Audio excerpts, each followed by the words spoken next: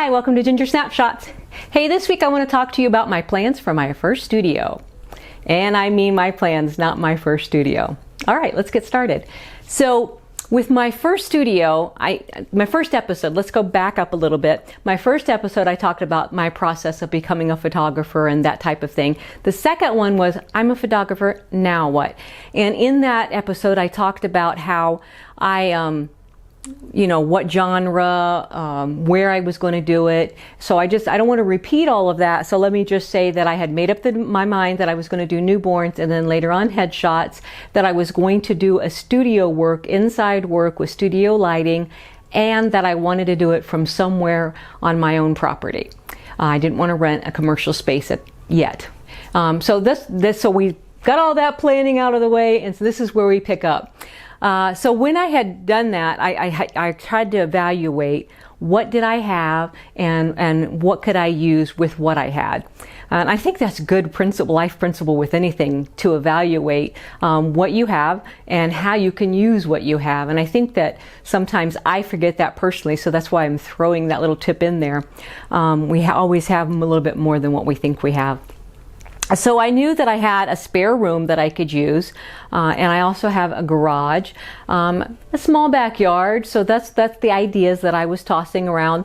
And so my first plan was actually to use the spare room, and we painted it white. I got some white paint and painted it white, and then that life happens and we couldn't use that room for a while. So then we had to come up with the second plan, and that second plan was the garage. And I will say that when I say we, I'm talking about my husband, because there is no way I could do a studio without him. I say we, and when I say we for this kind of building and stuff, it's almost always him, and I'm just the assistant. I put a lot of work into what I do, but I don't have those kind of skills to build, and I'm not even that great of a painter, but I'll give it a good try. So when I say we're talking about a man that has given up so much to help me fulfill my dreams. And I will say this is another dream that I had, was to always work from home. So that was something I've never been able to work out. Tried different things and it didn't work. So this was like, having a studio, building a studio, that type of thing was like a dream fulfillment in a lot more ways than one. Okay, so when I'm saying all this and I share this, I have two purposes in mind. One is to tell my story and hope that that story is inspirational to somebody else. And the other thing is that maybe if you're a newborn photographer or a photographer looking to do some work from home, that maybe you'll get some kind of ideas. Because I know that YouTube and Facebook groups were my best friend for quite a while, and I gained so much experience from hearing other people's stories, and that's what I hope to do. I hope to share things that went right and things that went wrong. Like if somebody wants to build a studio, I was like, let me help you. Let me just tell you what we did. So first, I set up some things in the garage. Before we did any work in the garage, I set up a couple backdrop stands. And at that time, we had just put laminate floor down in our living room and kitchen. So we ripped up that carpet in the living room, but it was still decent carpet. We just wanted it to match, that whole floor. Plan was for that whole to match the kitchen, and we just wanted to have laminate in there.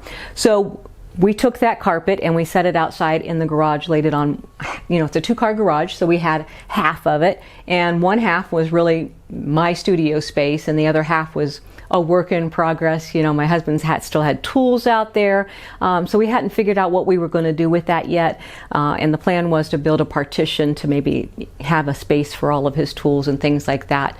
So we had that carpet down, so that gave it a little bit of more of a homey feel instead of that rough concrete that was out there. And so I took a few test shots, and that's what I would say. I just practiced with some family and some friends.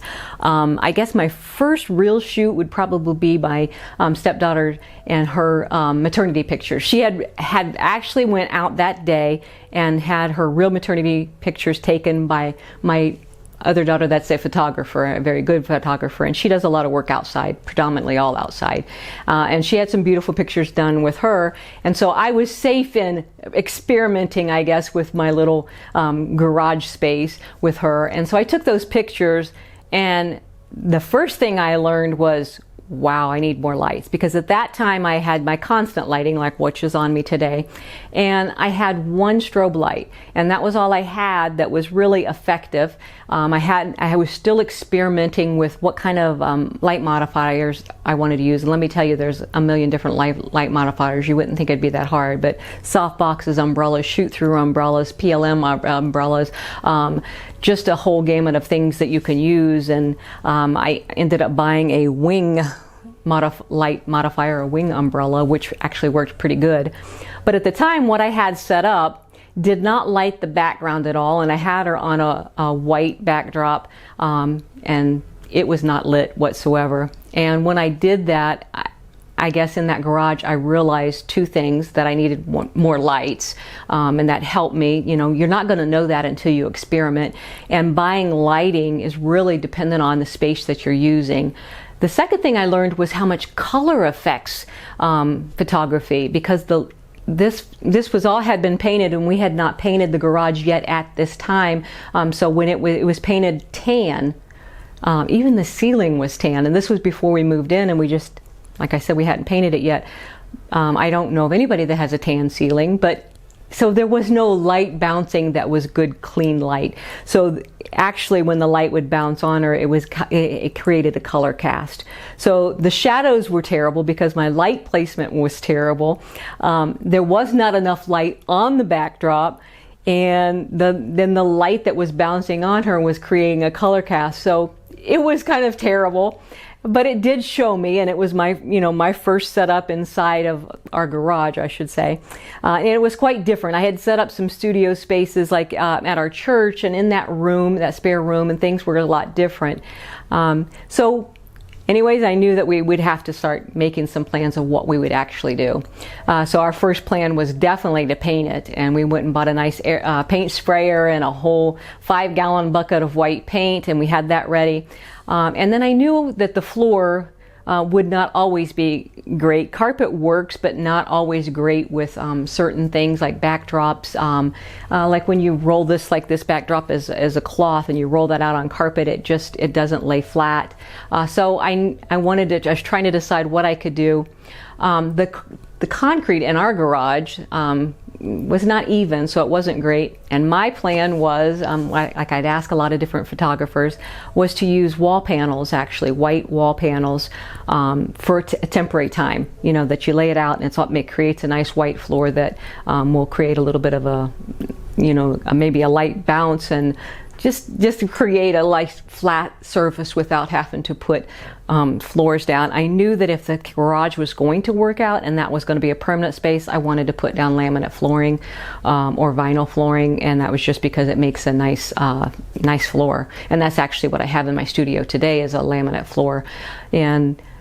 But I still, at this point, I was like, this is temporary, because I thought maybe I probably would go back to using that spare room when we had it available. And I just, you're just experimenting. So then I got some different lights and different modifiers, and I did a couple Christmas shoots, and I will try to include the pictures of these while I'm talking.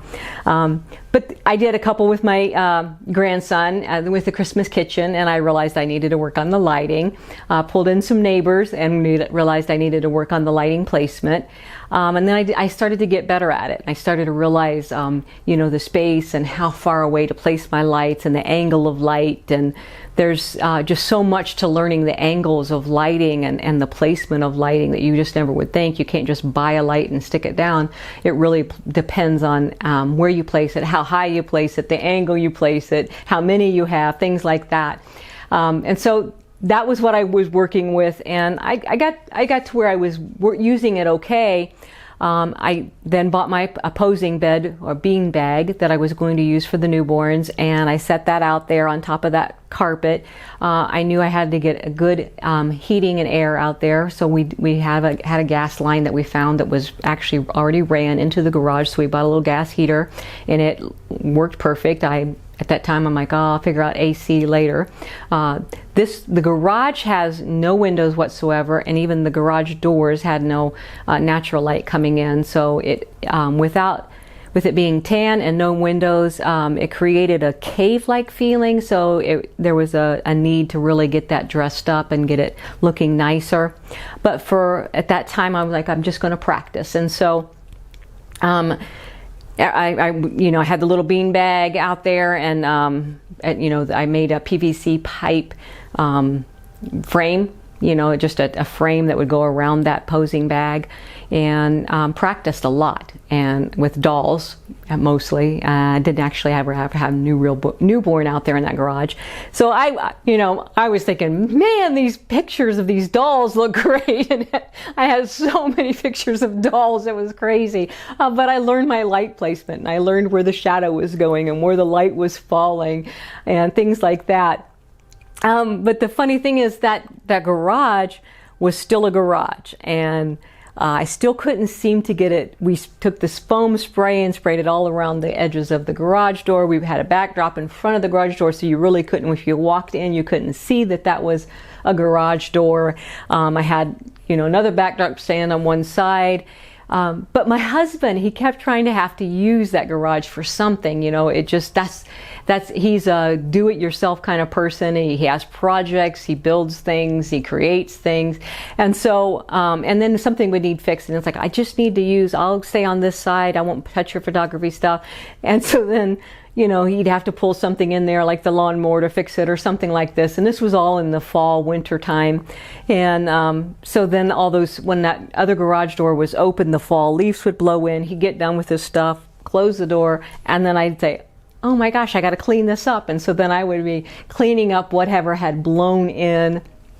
And it just felt like I could never keep it the way I wanted it. And I couldn't imagine doing newborns in there. Now, I've seen some garages, setups that people have created works of art in their garage. I mean, literally when you don't even have to have that much of a space. So right now, this camera is facing me, and I have another camera, but it's still, I don't think it's getting anything but this backdrop. But all around me, there's an extra light on this side. This is hanging from poles, and there's chains to pull this up and down. It's over there. You can't see it. In any photography studio, you're going to have tons of equipment, and that's just the way it is. And the more that you do and the more creative you get, the more equipment you're going to get. And especially people that have struggled with organizing, which I do at first until I learn what I'm using and that type of thing. So when you only have to have a small space, and I have a friend in Ohio that actually does pictures with a green screen, and he does really phenomenal work with students to where you cannot tell it's a green screen and it's sports pictures. So they'll have a picture of them, and then he cuts, has everything cut out, and then has this really cool background of them playing, the football stadium behind them or something like that, or the volleyball court or whatever that fits the image that he's working with that student. And then I've seen other people that just do beautiful work, and it's just it's just an ugly studio. It's like in a warehouse, so that part did not matter. But for me, knowing that I wanted to do newborns, I wanted it to be sanitized, clean, warm, cozy, and I just didn't feel like I had that. I could get it warm enough, and I could deal with the lights, working with it, and make do with it. But my husband's like, Ginger, this is not working, and we knew that it wasn't working. And so, just for those reasons alone, it was a good experience, and I do not regret that. I actually don't regret anything with photography, except for maybe getting ahead of myself and worrying about having enough equipment and buying stuff before I was ready. Other than that, I don't regret it, because having that space in that garage really taught me a lot. I learned about lighting. I learned about angles of lighting, and I learned, most important, that you don't want to have tan walls, that color really makes a difference. So then just moving forward, right after that, the bedroom space was available again, and so that's what we began working on. And I'll save that for next episode. So basically, my first plan for my studio was the garage. and it totally did not work out for my studio, and that lasted about 2 months. But I will say that it was a good learning experience, and I have no regrets with it. And I'll catch you next time. Thanks for watching. Oh, hit like and subscribe. See you next time.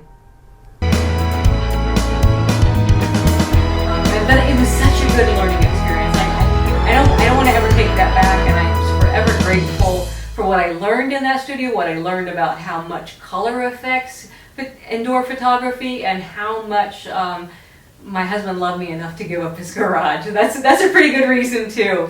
So that was the end of my plans for my first studio.